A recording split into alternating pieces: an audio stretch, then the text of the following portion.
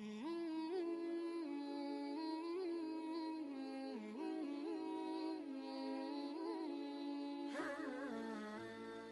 للہ وکفا والصلاة والسلام علی اشرف الانبیاء اما بعد فاعوذ باللہ من الشیطان الرجیم بسم اللہ الرحمن الرحیم لن تنالوا البر حتى تنفقوا مما تحبون۔ محترم و مکرم سامعین اور سامعات، السلام علیکم ورحمۃ اللہ وبرکاتہ۔ یقیناً آپ تھکاوٹ کا شکار ہوں گے۔ تراویح کی نماز کافی لمبی نماز ہے، پھر اس کو پڑھنا اور اس کے بعد قرآن حکیم سمجھنے کے لیے بیٹھنا، یہ واقعی تھکاوٹ کا کام ہے۔ لیکن اگر یہ تھکاوٹ اللہ کے دین کے لیے، اللہ کے قرآن کے لیے ہوگی تو انشاءاللہ یہ کل قیامت میں نام اعمال میں کاؤنٹ ہوگی۔ اور یہ کتنی بابرکت بات ہے کہ انسان مغرب کے بعد اگر اوابین کے نفل پڑھ لے، پھر ساتھ عشاء کی نماز پڑھے اور تراویح پڑھے، اور پھر اس کے بعد قرآن حکیم سمجھنے کے لیے بیٹھ جائے، اور پھر اس کے بعد تھوڑا سا آرام کرے، اور رات کے آخری پہر میں اس کو پھر تہجد نصیب ہو جائے، سحری نصیب ہو جائے، تو یہ ایک بھرپور رات ہے جو انسان گزارتا ہے، اور انشاءاللہ اس کے بہت فائدے ہیں۔ آج کا ہمارا چوتھا سپارہ ہے اور انشاءاللہ اسی کے بارے میں ہم تفصیل پڑھیں گے۔ چوتھے سپارے میں کی جو ابتدا ہو رہی ہے وہ سورہ آل عمران کے آیت نمبر 92 سے ہو رہی ہے۔ اس میں اللہ تعالیٰ ارشاد فرما رہے ہیں لَن تَنَالُوا الْبِرَّ حَتَّى تُنْفِقُوا مِمَّا تُحِبُّونَ وَمَا تُنْفِقُوا مِنْ شَيْءٍ فَإِنَّ اللَّهَ بِهِ عَلِيمٌ، یعنی تم نیکی کے مقام تک اس وقت تک ہرگز نہیں پہنچو گے جب ان چیزوں میں سے اللہ کے لیے خرچ نہ کرو جو تمہیں محبوب ہے، اور جو کچھ بھی تم خرچ کرتے ہو اللہ اسے خوب جانتا ہے۔ تو اس آیت مبارکہ میں اللہ رب العالمین نے نیکی کا کمال بیان فرمایا ہے۔ اور سامعین و سامعات، حقیقت بھی یہ ہے کہ انسان کو اللہ رب العالمین کی طرف سے جو بھی چیزیں ملی ہیں، اگر انہی کو خرچ کرنے کا حکم ہو جائے تو انسان کو یہ چاہیے کہ وہ اچھی اور بہترین چیز اللہ تعالیٰ کے راستے میں خرچ کرے، کیونکہ یہ اس کی اپنی نہیں ہوتی۔ آپ اس کی مثال ایسے سمجھیں، اگر میں کسی شخص کے پاس جاؤں اور اسے یہ کہوں کہ بھائی یہ 1,00,000 روپیہ تم امانت رکھو، میں تم سے لے لوں گا، اور 2 دن کے بعد میں اسے فون کر کے کہوں کہ بھائی وہ میرا فلاں بندہ میرا آ رہا ہے، اس کو 50,000 روپیہ دے دینا، تو جس کے پاس میں نے امانت رکھوائی ہے وہ بغیر دل کو بھاری کیے اس 50,000,000 میں سے 50,000 روپیہ نکال کے دے دے گا، کیونکہ اسے معلوم ہے وہ میری اپنی چیز نہیں ہے۔ اسی طریقے سے یہ اللہ کا دیا ہوا مال ہے، تو ہمیں یہ چاہیے کہ ہم اس کو اللہ کی رضا میں خرچ کریں اور اچھی چیز کو خرچ کریں۔ تو اللہ کی رضا کے لیے اور اسی طریقے جنت کے حصول کے لیے اپنی محبوب اور مرغوب چیز اللہ کے راستے میں خرچ کرنی چاہیے۔ اور احباب یاد رکھیے کہ خرچ کرنا صرف روپے پیسے تک محدود نہیں ہے، بلکہ خواہ مال ہو یا عہدہ ہو، وقت ہو یا قوت ہو، ان تمام چیزوں کو اللہ کی راہ میں لگانا چاہیے۔ کسی کو اللہ نے قلم کی طاقت دی ہے تو وہ اس کے ذریعے اللہ کے دین کی خدمت کرے، کسی کو بولنے کی طاقت دی ہے وہ اس کے ذریعے اللہ کے دین کی خدمت کرے۔ تو یہ مختلف چیزیں ہیں جس کے ذریعے اللہ کے دین کی خدمت ہو سکتی ہے۔ پھر اس کے بعد آیت نمبر 96 اور 97 96 اور 97 میں اللہ رب العالمین نے بیت اللہ کی عظمت کو بیان فرمایا ہے اور حج کی فرضیت کو بیان فرمایا ہے۔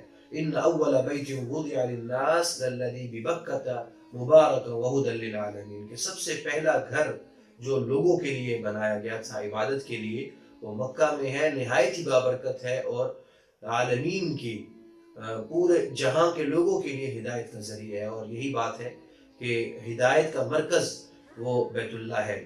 فی آیات بینات مقام ابراہیم ومن دخلہ کان آمنا وللہ علی الناس حج البیت من استطاع الیہ سبیلا۔ یہ آیت مبارکہ ہے جو حج کو فرض قرار دیتی ہے کہ اللہ کے لیے لوگوں کے ذمے ہے کہ وہ اس بیت اللہ کا حج کریں، لیکن ہر شخص پر بیت اللہ کا حج فرض نہیں ہوتا، بلکہ جو من استطاع الیہ سبیلا، جو استطاعت رکھتا ہو۔ یہ کعبۃ اللہ جو ہے یہ مبارک ہے اور ہر مسلمان کے دل میں اس کی عظمت اور محبت ہے. اور یاد رکھیے کہ کعبۃ اللہ سرچشمہ ہدایت ہے اور رہتی دنیا تک انشاءاللہ لوگ اس سے ہدایت حاصل کرتے رہیں گے. اور اسی طریقے سے جو شخص سفر وغیرہ کے اخراجات برداشت کر سکتا ہے اور اسی طریقے دوسری جو حج کی فرضیت کی جو دوسری شرائط ہے اس میں وہ پائی جاتی ہیں تو اس پر حج کرنا فرض ہوتا ہے. اور بلا عذر حج میں تاخیر کرنا یہ گناہ ہے. اور پھر آیت نمبر 101 اور 101 سے لے کر 103 تک اللہ رب العالمین نے اہل ایمان کی کامیابی اور ناکامی کا راستہ بیان فرمایا ہے. کیا اللہ تعالیٰ ارشاد فرماتے ہیں یا ایھا الذین آمنوا اتقوا اللہ حق تقاتہ ولا تموتن الا وانتم مسلمون واعتصموا بحبل اللہ جميعا ولا تفرقوا. اے ایمان والو دل میں اللہ کا ویسا ہی خوف رکھو جیسا خوف رکھنا اس کا حق ہے اور خبردار تمہیں کسی اور حالت میں موت نہ آئے بلکہ اسی حالت میں آئے کہ تم مسلمان ہو. یہ سب سے بڑی یہ کامیابی کا راستہ ہے کہ انسان مسلم جیے اور مسلم مرے, اس کے اسلام پر جیے اور اسلام پر مرے. اور پھر اس کے بعد آگے اللہ رب العالمین ارشاد فرما رہے ہیں وَاعْتَصِمُوا بِحَبْلِ اللَّهِ جَمِيعًا, اللہ کی رسی کو مضبوطی سے تھامے رکھو. اللہ کی رسی سے یہ مراد اللہ کا دین ہے, قرآن حکیم ہے, سنت رسول ہے. اللہ کی رسی کو مضبوطی سے تھامے رکھو وَلَا تَفَرَّقُوا, اور آپس میں پھوٹ نہ ڈالو, آپس میں تفرقہ بازی میں مت پڑو. وَاذْكُرُوا نِعْمَةَ اللَّهِ عَلَيْكُمْ, اور اللہ نے جو تم پر انعام کیے ہیں ان کو یاد رکھو. یہ اہل ایمان کی کامیابی کے لیے دو اصول اللہ تعالیٰ نے بیان فرمائے ہیں. نمبر 1, اللہ سے ویسے ہی ڈرے جیسا ڈرنے کا حق ہے اور ایمان پر زندگی گزارے اور ایمان پر مرے. اور دوسرا اصول جو بیان کیا ہے وہ اللہ کی رسی کو مضبوطی سے تھامے رکھے اور اللہ کے دین کو مضبوطی سے تھامے رکھے اور آپس میں فرقہ واریت میں مت پڑے.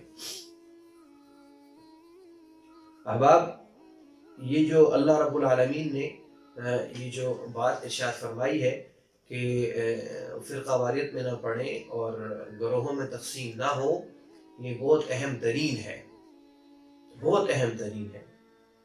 یاد رکھیے کہ ہر وہ شخص جو امت میں توڑنے کی بات کر رہا ہوتا ہے اور جو امت میں توڑ پیدا کر رہا ہوتا ہے, لوگوں میں توڑ پیدا کر رہا ہوتا ہے, یاد رکھیے کہ وہ شخص دین حکیم کی خلاف ورزی کر رہا ہے. اگرچہ اس نے جبہ اور قبہ پہنا ہوا ہے, اگرچہ وہ نظر آنے میں دیندار نظر آ رہا ہے, لیکن اگر لوگوں کو وہ توڑ رہا ہے, مسلمانوں کو آپس میں لڑا رہا ہے, وہ اللہ کے دین کی صحیح معنی میں پیروی نہیں کر رہا. اختلافات تو ہر جگہ رہتے ہیں, اختلافات تو ہر جگہ ہوتے ہیں, اور اختلاف کا ہونا یہ علم والوں کی نشانی ہوتی ہے. دیکھیں, اختلاف دو جگہ پر نہیں ہوتا, جہاں سارے کے سارے جاہل ہوں یا سارے کے سارے خوش آمدی ہوں وہاں اختلاف نہیں ہوتا. باقی اختلاف رسول اللہ صلی اللہ علیہ وسلم کی موجودگی میں, رسول اللہ صلی اللہ علیہ وسلم کی موجودگی میں صحابہ کرام کے بیچ میں اختلاف ہو جایا کرتا تھا. ایک جہاد کا سفر تھا, حضور دو عالم صلی اللہ علیہ وسلم نے ارشاد فرمایا کہ جب تک وہاں نہ پہنچو تو عصر کی نماز نہیں پڑھنی ہے. اب ایسا ہوا کہ صحابہ کرام سفر کر رہے تھے, اتفاق سے دیر ہو گئی اور بیچ میں عصر کا وقت تنگ ہو گیا, عصر کی نماز قضا ہونے لگی تو دو گروہ بن گئے صحابہ کرام کے. بعض کہنے لگے کہ حضور علیہ السلام نے فرمایا جب تک وہ فلاں مقام پہ نہ پہنچو اس وقت تک نہیں پڑھنی تو ہم نہیں پڑھیں گے. اور دوسرے کہنے لگے کہ نہیں, آپ صلی اللہ علیہ وسلم کا یہ مقصد نہیں تھا بلکہ حضور کا مقصد تھا جلدی وہاں جانا تاکہ عصر سے پہلے پہنچ جاؤ. تو آدھوں نے پڑھ لی اور آدھوں نے وہاں جا کر پڑھی. اور پھر بعد میں رسول اللہ صلی اللہ علیہ وسلم کو آ کر بتایا, حضور علیہ السلام نے دونوں کو کہا تم نے ٹھیک کیا. تو یہ بہت اہم اصول ہے. اختلافات تو رہتے ہیں لیکن یہ اختلاف نفرت کا ذریعہ بن جائے اور یہ اختلاف آپس میں پھوٹ کا ذریعہ بن جائے اور یہ اختلاف منبروں سے بیان ہونا شروع ہو جائیں اور مسلمانوں کو تقسیم کرنا شروع کر دیں، یہ قرآن حکیم کی سنت رسول کے خلاف ہے۔ جب اہل مکہ مسلمان ہو گئے اور سارے دین میں داخل ہو گئے، آپ کو معلوم ہے جو بیت اللہ ہے وہ ابراہیمی بنیادوں پر نہیں، کیونکہ ابراہیمی بنیادیں جو تھی یہ بیت اللہ کے 2 دروازے تھے اور بالکل زمین کے ساتھ لگے ہوئے تھے۔ رسول اللہ صلی اللہ علیہ وسلم نے عائشہ کو فرمایا، عائشہ میرا دل کرتا ہے کہ اس بیت اللہ کو میں دوبارہ ابراہیمی بنیادوں پر لے آؤں، لیکن مجھے یہ خوف ہے کہ لوگوں میں اختلاف نہ اور لوگوں میں مختلف فرقے نہ بن جائیں کہ لوگ یہ کہیں گے کہ ابھی چونکہ ہم نئے مسلمان ہوئے یہ سمجھیں گے کہ شاید ہماری بنیادوں کو ختم کر دیا۔ تو رسول اللہ صلی اللہ علیہ وسلم نے لوگوں میں پھوٹ پڑنے سے بچنے کے لیے آپ علیہ السلام نے بیت اللہ کو اپنی حالت پر چھوڑا۔ تو اللہ تعالی ہمیں اس چیز کا خیال رکھنے کی توفیق عطا فرمائے۔ اور یاد رکھیے ایک بات کہ کفار کی کوششوں کا محور وہ مسلمانوں کو ایمان سے محروم کرنا اور ان کو آپس میں لڑانا اور اختلافات پیدا کرنا ہے۔ ڈیوائڈ اینڈ رول، یہ ایک اصول ہے، تقسیم کرو اور حکمرانی کرو، اور وہ ہمیں تقسیم کسی اور ایشو پہ نہیں کر سکتے، وہ مذہبی ایشو پر کرتے ہیں اور ہمارے لوگ استعمال ہوتے ہیں، اور پھر آپ کو معلوم ہے کہ یہ چھوٹی چھوٹی باتوں پر کتنا خون بہتا ہے۔ اللہ تعالیٰ ہمیں اسے محفوظ فرمائے۔ اس کے بعد آگے غزوہ احد کا تذکرہ ہے، اور تقریباً 4 پارے میں کافی تفصیل کے ساتھ اللہ رب العالمین نے غزوہ احد کو بیان فرمایا ہے۔ اور پھر آخر میں آیت نمبر 200 سورہ آل عمران کی آخری آیت نمبر 200 میں اللہ رب العالمین نے چند اصول بیان فرمائے ہیں۔ یا ایھا الذین آمنوا اصبروا وصابروا ورابطوا واتقوا اللہ لعلکم تفلحون۔ اے ایمان والو، صبر اختیار کرو، مقابلے کے وقت ثابت قدمی دکھاؤ، سرحدوں کی حفاظت کے لیے جمے رہو اور اللہ سے ڈرتے رہو تاکہ تمہیں فلاح نصیب ہو۔ تو فلاح کے اصول اللہ رب العالمین نے اس آیت مبارکہ میں بتائے ہیں۔ سب سے پہلا اصول جو بیان فرمایا ہے وہ صبر ہے۔ اب صبر، دین پر جمے رہنا، یہ بھی صبر ہے۔ مشکلات اور مصائب کی وجہ سے دل چھوٹا نہ کرنا اور آہ و بکا نہ کرنا، یہ بھی صبر ہے۔ اور دوسرا اصول بیان فرمایا مصابرہ، آمنوا اصبروا وصابروا۔ مصابرہ کا مطلب یہ ہوتا ہے کہ دشمن کے مقابلے میں دشمن سے زیادہ استقامت اور شجاعت کا مظاہرہ کرنا، یہ مصابرہ کہلاتا ہے۔ تیسری چیز اللہ تعالیٰ نے مرابطہ بیان فرمائی ہے۔ مرابطہ کا مطلب یہ ہوتا ہے کہ دشمنان دین سے مقابلہ کے لیے ہر وقت اپنے آپ کو تیار رکھنا۔ اب اس میں سرحدوں کی حفاظت بھی آتی ہے جو ہماری فوج کرتی ہے، اور اسی طریقے سے اس میں ہر وہ کام جو انسان دین دشمنوں کے مقابلے کے لیے کرتا ہے وہ اس کے اندر آ جاتا ہے۔ اور چوتھا اصول جو بیان فرمایا فلاح کا وہ تقوی ہے، یعنی ہر حال میں اور ہر جگہ اللہ تعالیٰ سے ڈرتے رہنا۔ تو یہاں پر سورۃ آل عمران مکمل ہوئی، اور اس کے بعد اگلی قرآن حکیم کی سورہ مبارکہ سورۃ النساء ہے، اور یہ مدنی سورت ہے۔ اس میں 34 رکوع ہیں اور 16,030 حروف ہیں اور 3,035 الفاظ ہیں اور 176 آیات ہیں۔ نساء کا مطلب عورت، نساء عورتوں کو کہا جاتا ہے، اور اس سورہ مبارکہ کو اللہ رب العالمین نے اس کا نام جو سورۃ النساء رکھا گیا ہے وہ اس وجہ سے کہ اس میں بڑی تفصیل کے ساتھ گھریلو مسائل اور عائلی زندگی اور خاندان کی زندگی کو بیان فرمایا ہے۔ اور اس سورہ مبارکہ میں اللہ تعالیٰ نے جتنے خواتین کے حقوق بیان فرمائے ہیں وہ کسی اور صورت میں نہیں، اور بلکہ کسی مذہب میں اتنی تفصیل کے ساتھ خواتین کے حقوق نہیں بیان کیے گئے جتنا کہ اللہ رب العالمین نے قرآن حکیم میں بیان فرمائے ہیں۔ اس سورہ مبارکہ کی جو ابتدا ہوتی ہے سورۃ النساء آیت نمبر 1، اس میں اللہ تعالیٰ ارشاد فرماتے ہیں یا ایھا الناس اتقوا ربکم الذی خلقکم من نفس واحدہ وخلق منها زوجها وبث منہما رجالا کثیرا ونساء۔ اے لوگو، اپنے پروردگار سے ڈرو جس نے تمہیں ایک جان سے پیدا کیا۔ ایک جان سے مراد حضرت آدم علیہ السلام، وخلق منها زوجها، اور اسی سے اس کی بیوی کو پیدا کیا، یعنی اماں ہوا۔ تو یہاں پہ قرآن حکیم نے ایک بنیادی اصول بیان فرما دیے کہ اللہ رب العالمین کے ہاں پیدائش کے اعتبار سے اور اسی طریقے سے انسان ہونے کے اعتبار سے، فضیلت کے اعتبار سے، اور اللہ رب العالمین کے ہاں مرد اور عورت میں کوئی فرق نہیں ہے۔ یہ مرد اور عورت میں جو فرق ہے اس کی ذمہ داریوں کے حوالے سے ہے۔ یہ بات یاد رکھیے کہ ایک خاتون ہے وہ عبادت گزار ہے اور نیکی اور تقوی پر چلنے والی ہے، اور دوسری طرف ایک مرد ہے جو فاسق اور فاجر ہے، تو اسلام میں وہ خاتون افضل ہے۔ یہ بات یاد رکھنی چاہیے، مرد اور عورت میں جو فرق رکھا گیا ہے وہ اس کی ذمہ داریوں کے حوالے سے رکھا گیا ہے۔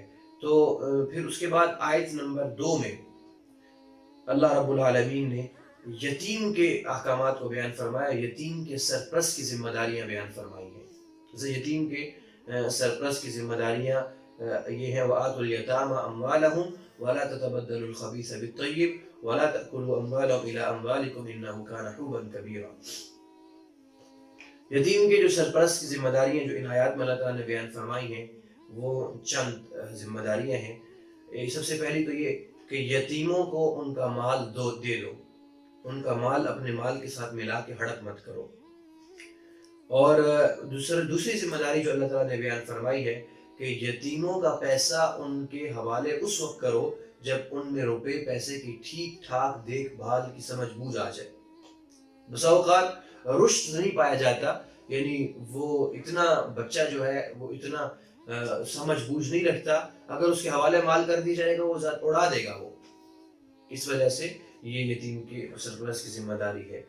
اسی تیسری ذمہ داری جو اللہ تعالیٰ نے بیان فرمائی ہے کہ جس طرح انسان کو اپنے بچوں کی فکر ہوتی ہے کہ ہمارے مرنے کے بعد ان کا کیا ہوگا، اسی طرح ان کو دوسروں کے بچوں کی یعنی یتیم کی بھی فکر ہونی چاہیے، اور یتیموں کے مال میں خرد بخت سے ڈرنا چاہیے۔ اور پھر اس کے بعد آیت نمبر 10 میں اللہ رب العالمین نے یتیم کا مال ناحق کھانے کی وعید بیان فرمائی ہے۔